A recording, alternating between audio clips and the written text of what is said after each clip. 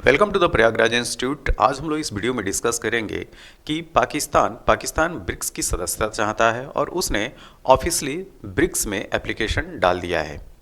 इससे पहले हम लोग ये जानेंगे कि ब्रिक्स वास्तव में है क्या। तो ब्रिक्स क्या है और पाकिस्तान इसमें एंट्री क्यों चाहता है, और इसके साथ में हम लोग ये जानेंगे कि भारत का इस पे क्या रुख होगा, या भारत को नुकसान होगा पाकिस्तान की एंट्री होने से ब्रिक्स में, या भारत को फ़ायदा होगा, या भारत जो है न्यूट्रल रहेगा। तो ये सारी बातों को लेकर जो है हम ये वीडियो लेकर आए हैं। तो चलिए स्टार्ट करते हैं अपने इस वीडियो को। देखिए, जैसा कि पाकिस्तान जैसे मैंने बोला कि उसने Pakistan confirms it has applied for BRICS membership. Pakistan की तरफ से यह बात जो है वो कंफर्म कर दी गई है कि उसने ब्रिक्स की सदस्यता के लिए एप्लीकेशन डाल दिया है। ठीक है, अब बात यह आती है कि आखिर ये पाकिस्तान ऐसा चाहता क्यों है। ठीक, तो इसकी बात हम लोग बाद में करेंगे। पहले हम लोग जानेंगे कि ब्रिक्स है क्या। तो ब्रिक्स में आप देख रहे होंगे कि BRIC और S, ये जो 5 लेटर हैं वो आपको दिखाई पड़ रहे हैं। और ये जो 5 लेटर हैं ये 5 देश के जो नाम हैं उनका पहला अक्षर है। ठीक है, तो ब्रिक्स में जो B है वो ब्राज़ील को प्रदर्शित करता है, R जो है वो रूस को, रशिया को, I इंडिया भारत को, और C चाइना, और यहाँ पे जो एस है वो है साउथ अफ्रीका। तो ब्रिक्स जो है वो 5 देशों का वर्तमान में समूह है। ठीक, अब इसको और एक्सपेंड कर दिया गया है। इसमें 6 सदस्य और शामिल किए गए हैं, जो कि 1 जनवरी 2024 से इनको अगर शामिल कर लिया जाएगा तो 5 प्लस 6 मतलब कि 5 तो ये ब्रिक्स वाले देश और 6 जो नए सदस्य शामिल किए गए हैं अगर उनको मिला लिया जाए तो 1 जनवरी 2024 से ब्रिक्स में सदस्य देशों की संख्या हो जाएगी 11। ठीक है, अभी इसमें पाकिस्तान को नहीं जोड़ा जा रहा है। ठीक है, पाकिस्तान की तरफ से ध्यान दीजिएगा, पाकिस्तान की तरफ से ब्रिक्स की सदस्यता के लिए एप्लीकेशन डाला गया है। तो पाकिस्तान जो है वो मंशा जाहिर की है कि हम ब्रिक्स का सदस्य बनना चाहते हैं। ठीक है, तो अभी ये जो ब्रिक्स में आप 5 देश देख रहे हैं, ठीक है, शुरुआत की अगर बात की जाए तो ये ब्रिक्स था भी नहीं। ठीक है, तो उसमें पहले केवल 4 देश थे और पहले केवल वो ब्रिक था, BRIC।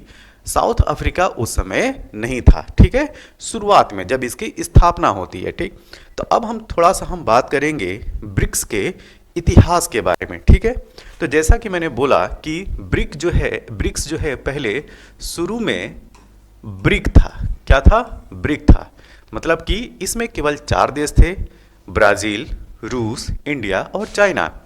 इसकी स्थापना, अगर इसकी इस्टेब्लिशमेंट की बात की जाए तो इसकी स्थापना होती है 2006 में। ठीक है, 2006 में। और इसकी स्थापना की कहानी ये है कि जो ब्रिक का कॉन्सेप्ट है वो 2001 में आता है। कब आता है?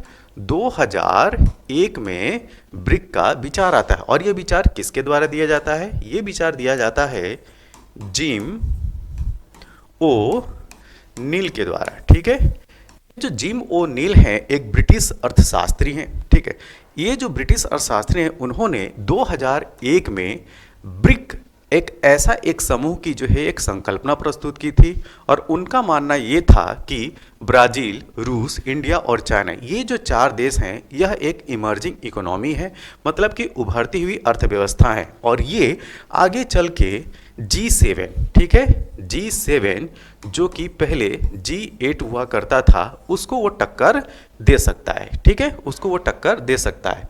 तो जैसे मैंने बोला कि जो आज का G7 है पहले G8 हुआ करता था, और जब बात ये इस समय की जा रही है, ठीक है, तो G7 जो है, G7 जो आज की डेट का है, ठीक है, 2014 के पहले ये G8 था, क्योंकि 2014 के बाद इसमें से रूस जो है वो बाहर हो गया और फिर वर्तमान में वो G7 ही है। ठीक है, तो जिम ओ'नील का मानना ये था कि ये जो ब्रिक हैं, ब्राज़ील, रूस, इंडिया और चाइना, यह इमर्जिंग इकोनॉमी है और ये आगे चल के इस समूह को टक्कर दे सकते हैं। तो इस तरीके से एक संकल्पना प्रस्तुत की गई कि इसमें काफ़ी पोटेंशियल है। और इसी क्रम में 2006 में न्यूयॉर्क, ठीक है, अमेरिका के शहर न्यूयॉर्क में, ठीक है, न्यूयॉर्क में ब्रिक के विदेश मंत्रियों की बैठक होती है। ठीक है, किसकी? विदेश मंत्रियों की बैठक होती है। कहाँ पे? न्यूयॉर्क में। कब? 2006 में। और उसी के पैरेलल संयुक्त राष्ट्र महासभा की बैठक होती है। और 2006 में ये बात कंफर्म हो जाती है कि यह इस तरीके का एक ग्रुप बनेगा, ठीक, जिसका नाम होगा ब्रिक, जिसमें 4 देश होंगे। कौन? ब्राज़ील, रूस, इंडिया और चाइना। तो ये तो 2006 की बात है। अब जैसे ये ग्रुप बन गया, जब ये ग्रुप बन गया तब अब इसकी जो है वो शिखर सम्मेलन या बैठकों की बात की जाएगी। तो इसका जो पहला जो शिखर सम्मेलन या प्रथम बैठक की मैं बात करूं, इसकी जो प्रथम बैठक होती है, ध्यान दीजिएगा, इसकी जो प्रथम बैठक होती है वो होती है 2009 में। कब होता है? 2009 में। मतलब कि 2006 के बाद 2009, 3 साल के बाद इसकी बैठक जो है निर्धारित की जाती है। और बैठक होती कहाँ है? ये होती है येकेटिन, ठीक है, कहीं पे ट की जगह पे तब मिलेगा आपको, तो येकेटिनबर्ग, ठीक है। अब बात आती है कि ये येकेटिनबर्ग ये है कहाँ पे? तो ये है रूस का एक शहर, ठीक है। तो ये रूस का एक शहर है येकेटिनबर्ग। यहाँ पे 2009 में ब्रिक की सबसे पहले बैठक होती है। अब बात आती है कि केवल मैं यहाँ पे ब्रिक बोल रहा हूँ, जबकि वीडियो की शुरुआत में हम लोगों ने बात किया था ब्रिक्स की। तो इसका मतलब कि जो 5वां देश है साउथ अफ्रीका, उसकी कब एंट्री होती है, ठीक है। तो उसकी एंट्री अगर हम उसकी एंट्री की अगर बात करें साउथ अफ्रीका की, तो उसकी एंट्री 1 साल बाद होती है, ठीक है, 1 साल बाद होती है। तो 1 साल बाद की अगर हम बात करें तो वो टाइम पीरियड क्या होगा? वो होगा 2010, ठीक है। तो 2010 में जो ब्रिक है वो हो जाता है ब्रिक्स, ठीक है। ब्रिक जो है वो ब्रिक्स हो जाता है। मतलब कि 2010 के बाद इसमें 5 देश हो जाते हैं। कौन कौन? ब्राज़ील, रूस, इंडिया, चाइना और साउथ अफ्रीका। तो ये जो 5 देश हैं वो अपना समूह बनाते हैं, जिसको हम बोलते हैं ब्रिक्स। अब तक की अगर बात किया जाए तो अब तक जैसे पहली बैठक जो हुई थी येकेटिनबर्ग में 2009 में, और अब तक जो है टोटल 15 बैठकें हो चुकी हैं। इससे पहले मतलब कि अभी जो 2023 में जो बैठक हुई है, ठीक, अगर हम 2023 की बैठक की अगर बात करें, ठीक है, तो 2023 की जो बैठक हुई है वो साउथ अफ्रीका का जो शहर है जोहान्सबर्ग, ठीक है, जोहान्सबर्ग, ठीक है, वहाँ पे 15वीं बैठक होती है, ठीक। तो 15वीं जो बैठक है ब्रिक्स की वो कहाँ पे होती है? वो जोहान्सबर्ग, साउथ अफ्रीका के शहर, वहाँ पे होती है। अब जो 16वीं बैठक होगी, ध्यान दीजिएगा, 16वीं बैठक होगी ब्रिक्स की वो होगी कजान में। कहाँ? कजान। अब बात आती है ये कजान कहाँ पे है? तो ये है रूस में। कहाँ पे है? ये रूस का शहर कजान में ब्रिक्स की बैठक होगी। तो ध्यान दीजिए, जैसा कि मैंने बोला कि जो 2010 का वर्ष था उस समय डिसाइड किया गया कि ब्रिक में एक नए देश को जोड़ा जाए और वो होगा साउथ अफ्रीका। तो 2010 के बाद साउथ अफ्रीका की एंट्री हो जाती है और वो जो ब्रिक था, ठीक, अब वो बन गया ब्रिक्स। क्या बन गया? ब्रिक्स, 5 देशों का समूह। अब जो 15वीं बैठक है वो बहुत इंपॉर्टेंट है। और किस मायने में इंपॉर्टेंट है? क्योंकि जो 15वीं बैठक जोहान्सबर्ग में होती है, साउथ अफ्रीका के शहर जोहान्सबर्ग में, उस समय डिसाइड किया जाता है या ये कहा जाए कि जो 6 देश हैं उनको ऑफिशियल एंट्री मिलती है, ठीक, 6 देश को ऑफिशियल एंट्री मिलती है कि वो अब ब्रिक्स के सदस्य हो जाएंगे। और जैसा मैंने बताया कि 1 1 जनवरी 2024 से अगर इन 6 देशों को शामिल कर लेते हैं तो अब ब्रिक्स जो है वो 5 देशों का समूह नहीं होगा। कितने देशों का समूह होगा? 5 + 6 11 देशों का समूह होगा। अब हम जानेंगे कि ये देश हैं कौन। ठीक, तो देखिए जैसे ब्रिक्स में 5 देश कौन कौन से थे? ब्राज़ील, रूस, इंडिया, चाइना और साउथ अफ्रीका। अब इसमें 6 देश और जोड़ गए हैं। कौन? Argentina, Egypt, Iran, Ethiopia, Saudi Arabia और यूनाइटेड अरब एमिरेट्स। अब इनको अगर मैप में देखें तो मैप में पूरे जो 11 देश हैं उनको हम अब देखने की कोशिश करेंगे। तो पहले जो प्रारंभ में जो 5 देश थे उनको हम देखेंगे मैप में। तो ब्राज़ील, ये है ब्राज़ील। रूस ये हो गया रसिया, ठीक है। इंडिया ये अपना भारत हो गया। चाइना ये हो गया चीन। साउथ अफ्रीका ये होगा साउथ अफ्रीका। तो जो आप डार्क ब्लू कलर में देख रहे हैं वो इसके प्रारंभिक सदस्य जो हैं, 5 जो सदस्य हैं, ठीक, ब्रिक्स के। तो ब्राज़ील, रूस, इंडिया, चाइना और साउथ अफ्रीका। जो आप हल्के लाइट कलर ब्लू में देख रहे हैं तो वो जो है वो नए सदस्य हैं। ठीक, तो आप साउथ अमेरिका में अगर बात करें, साउथ अमेरिका कॉन्टिनेंट में, तो ये हो गया अर्जेंटीना, ये हो गया अर्जेंटीना। तो साउथ अमेरिका कॉन्टिनेंट के 2 देश जो हैं ब्रिक्स के सदस्य हो गए। कौन कौन से? अर्जेंटीना और ब्राज़ील। अगर हम अफ्रीका की बात करें तो साउथ अफ्रीका तो पहले से ही था ब्रिक्स का मेंबर। अब ये एक नया देश इथोपिया जुड़ गया और इसके साथ में यहाँ पे इजिप्ट। ठीक है, तो इथोपिया और इजिप्ट। तो अब अफ्रीका के कुल कितने, अगर अफ्रीका कॉन्टिनेंट की बात किया जाए तो कुल कितने देश हो गए? साउथ अफ्रीका, इथोपिया और इजिप्ट। तो 3 देश जो हैं वो अफ्रीका कॉन्टिनेंट से हो गए। अब हम अरेबियन पेनिनसुला की अगर बात करें तो ये है सऊदी अरेबिया, ये भी जो है वो मेंबर बनने जा रहा है। किसका? ब्रिक्स का। तो सऊदी अरब, ये है यूएई, ठीक है, यूएई। तो यूनाइटेड अरब एमिरेट्स, ये है, थोड़ा सा आपको दिखाई पड़ रहा है मैप में। और ये है ईरान। कौन? ईरान। तो यहाँ पे आपको 3 देश मिल रहे हैं। कौन? सऊदी अरेबिया, यूएई और ईरान। तो इस तरीके से जो टोटल देश हो गए, कितने हो गए? 11। फिर से एक बार देख लेते हैं। Brazil 1, Argentina 2, South Africa 3, Ethiopia 4, Egypt 5, Saudi Arab 6, UAE 7, Iran 8, Bharat 9, चीन 10 और रूस 11। ठीक, तो ये जो टोटल देश की जो संख्या हो गई अब हो जाएगी 11। कब? 1 जनवरी 2024 से। और मैं बता रहा हूँ कि ये जो 6 देश हैं इनको ऑफिशियल एंट्री मिल चुकी है।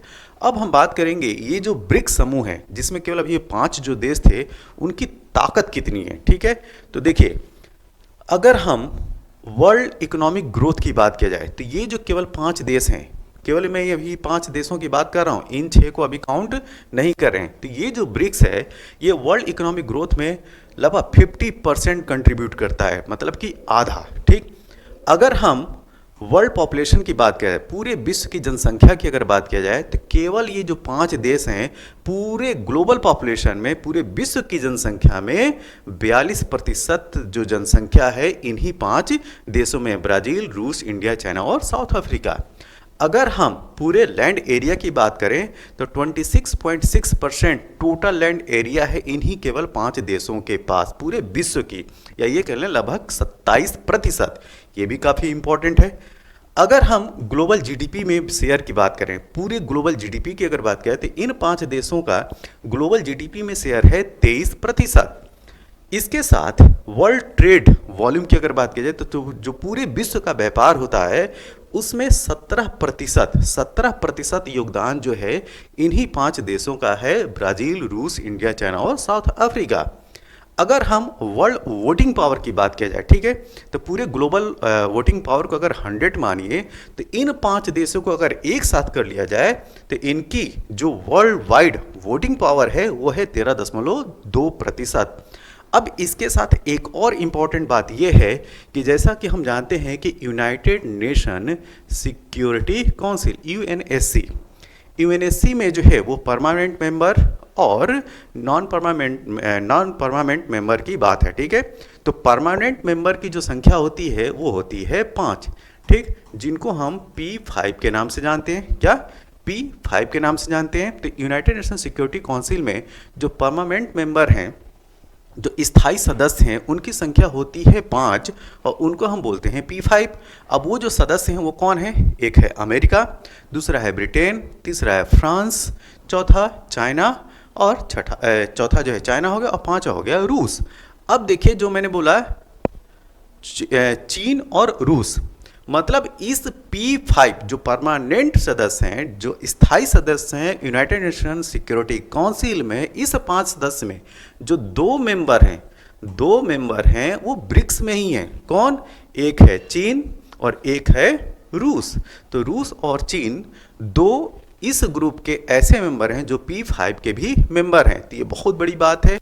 अब बात आती है भारत के रेफरेंस से। ठीक है, देखिए भारत जो है, भारत का कहना यह है कि इन 50-60 सालों में जो ग्लोबल पॉलिटिक्स है, ठीक, या ये कहा जाए कि ग्लोबल जियो पॉलिटिक्स या ग्लोबल जियो इकोनॉमिक पॉलिटी वो चेंज हुई है। ठीक, तो भारत का कहना यह है कि इस सिनेरियो को देखते हुए भारत को भी जो है इस परमानेंट मतलब कि स्थायी सदस्यता यूनाइटेड नेशन सिक्योरिटी काउंसिल की मिलनी चाहिए। ठीक है, अब बात कहाँ पे फंसती है? जो ये जो 5 मेंबर हैं जो स्थायी सदस्य हैं उसमें लगभग 3 और 4 सदस्य जो हैं वो एग्री हो जाते हैं कि ठीक है भारत को जो है एंट्री मिल जाए। लेकिन इसका जो पड़ोसी है, मतलब अपना जो ये जो पड़ोसी है चाइना, वो जो है हमेशा अड़ंगा लगाता रहता है कि भारत को परमानेंट काउंसिल में जगह न मिले।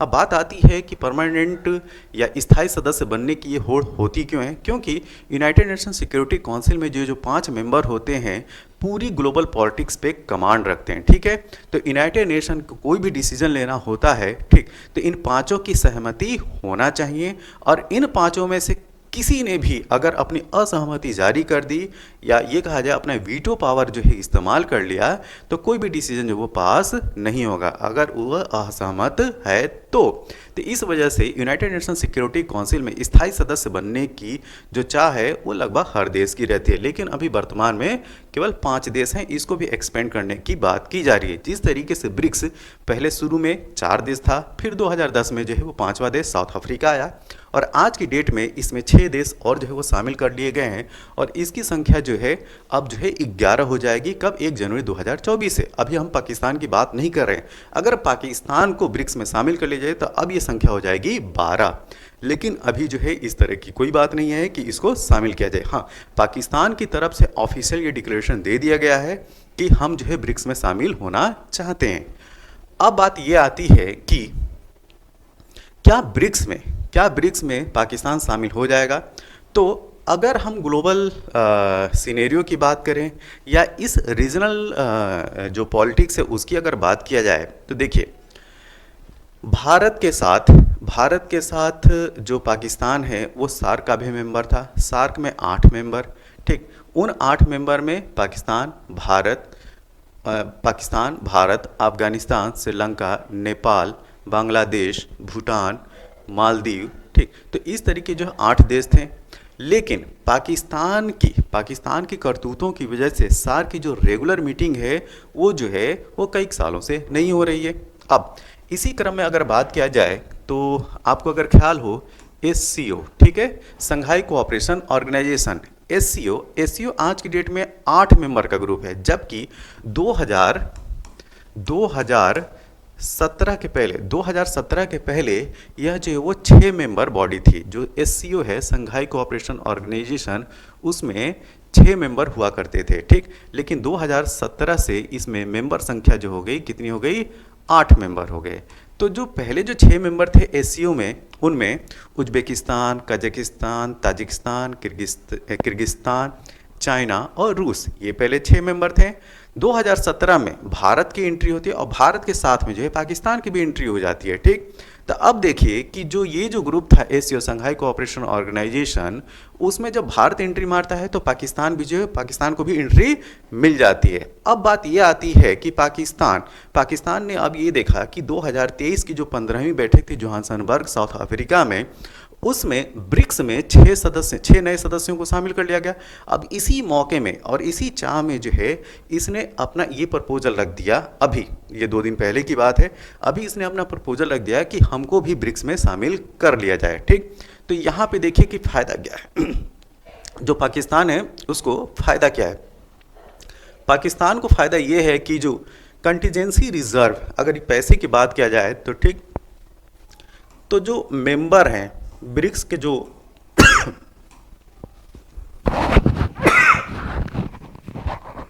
ब्रिक्स के जो मेंबर हैं ठीक, उनके लिए एक ब्रिक्स बैंक है। क्या है? ब्रिक्स ब्रिक्स बैंक की बात की गई है।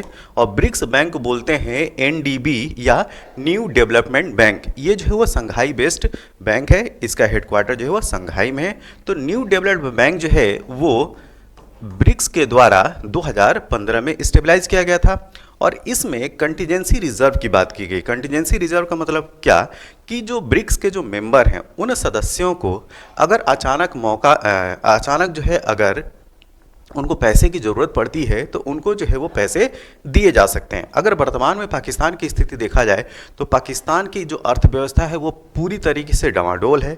तो इसकी मंशा ये है कि अगर ब्रिक्स में एंट्री मिल जाती है तो इस तरह के पैकेजेज जो उसको जो है वो टाइम टाइम पे मिलते रहेंगे। अब दूसरी बात ये कहता है कि हम भी जो है आतंकवाद से लड़ना चाहते हैं, तो उस माफिक जो है वो हमें ब्रिक्स में एंट्री दिया जाए। और दूसरी चीज़ कि हम मतलब कि अगर अंदर की बात किया जाए तो वो जो है हमेशा हर प्लेटफॉर्म पे भारत के जो है वो काउंटर में खड़ा होना चाहता है। ठीक, तो एक तरीके से ये कहा जाए कि भारत के कामों में जो है अडंगा लगाना है। तो एसीओ में तो वो मेंबर बन ही गया, ब्रिक्स में उसकी चाह है कि वो मेंबर बन जाए। अब भारत का रुख क्या होगा? भारत जो है यहाँ पे अपना जो रुख ना तो इनके साथ पॉजिटिव रखना है ना तो इनके साथ निगेटिव रखना है। ठीक, एसीओ में ये मेंबर बन गए, भारत न्यूट्रल था। हाँ, ये हो सकता है कि एसीओ या ब्रिक्स इस तरह की मीटिंगें होती रहेंगी, भारत जो है एक्टिवली पार्टिसिपेट, या ये कहा जाए कि अपनी जो है उस तरीके से एक्टिव पार्टिसिपेशन होना चाहिए बातों में या इकोनॉमिक कोऑपरेशन में, तो शायद उस तरह से ना दिखाए। ठीक, या ये हो सकता है कि आज की डेट में भारत का जो इंक्लाइनेशन, भारत का जो झुकाव है वो वेस्टर्न वर्ल्ड के साइड में ज़्यादा है, अमेरिका के साइड में ज़्यादा है। ठीक, तो इस तरीके से जो चाइना डोमिनेंट ग्रुप हैं, जैसे ब्रिक्स में चाइना है, इसकी डोमिनेंसी, एससीओ में चाइना है, इसकी डोमिनेंसी। तो चाइना जो है अपने डोमिनेंट रवैये से जिसको चाहे वो जो है वो एंट्री दे दे, तो अगर इसकी हेगमनी दिखेगी चाइना की तो यहाँ पे भारत क्या रहेगा? न्यूट्रल रहेगा।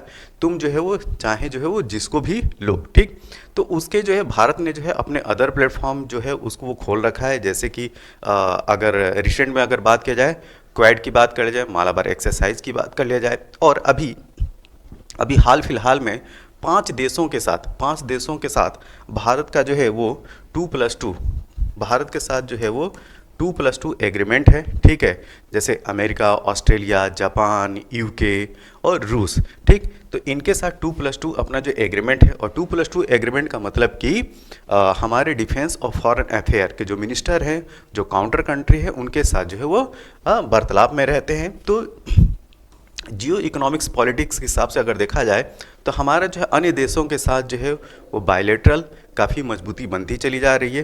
तो अगर चाइना जो है अपने किसी अन्य मंशा के साथ ब्रिक्स या इस तरह के ब्रिक्स हो या चाहे एसीओ हो, इसका एक्सपेंशन करता जा रहा है और उसमें अपने हिसाब से जो है वो देशों को एंट्री देते जा रहा है, तो वहाँ पे भारत का जो रुख होगा वो धीरे धीरे न्यूट्रल होता चला जाएगा उन ग्रुप्स के साथ। जैसे एसीओ की जो मीटिंग हो रही है, भारत उतना एक्टिवली जो है वो चाह नहीं दिखाता है।